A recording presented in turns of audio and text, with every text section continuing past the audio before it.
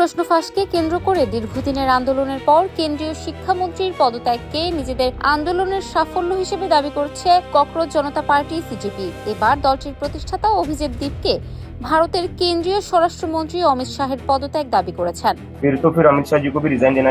30 জুলাই মহারাষ্ট্রের ছাত্রপতি সম্ভাজিনগড়ে নিজ বাসভবনে সাংবাদিকদের সঙ্গে আলাপকালে তিনি এ দাবি জানান। অভিজিৎ দীপকের অভিযোগ, গেল 20 জুলাই দিল্লিতে সংসদ অভিমুখে শিক্ষার্থীদের কর্মসূচিতে পুলিশের বল প্রয়োগ স্বরাষ্ট্র মন্ত্রণালয়ের নির্দেশেই করা হয়েছিল। তবে এই অভিযোগের পক্ষে তিনি কোনো প্রমাণ উপস্থাপন করেননি। গণতন্ত্র রক্ষার দায়িত্ব শুধু রাজনৈতিক দলগুলোর নয়, দেশের সাধারণ নাগরিকদেরও সাংবিধানিক অধিকার রক্ষায় সচেতন ও সক্রিয় হতে হবে।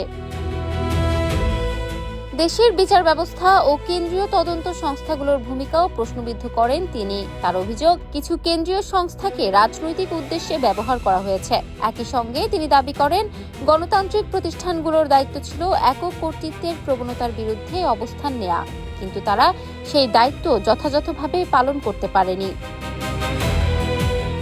সম্প্রতি দায়িত্ব নেওয়া কেন্দ্রীয় শিক্ষামন্ত্রী প্রহ্লাদ যোশীকেও সমালোচনা করেন দীপকে।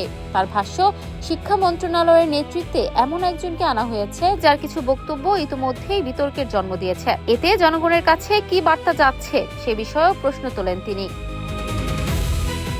এদিকে লোকসভার বিরোধী দলীয় নেতা রাহুল গান্ধীও সম্প্রতি অমিত শাহের পদত্যাগ দাবি করেছেন।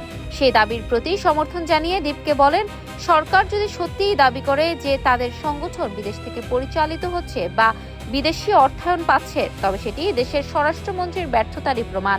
এমন অভিযোগ সত্য হলে দেশের নিরাপত্তা ব্যবস্থার দায় এড়ানোর সুযোগ নেই বলেও মন্তব্য করেন তিনি।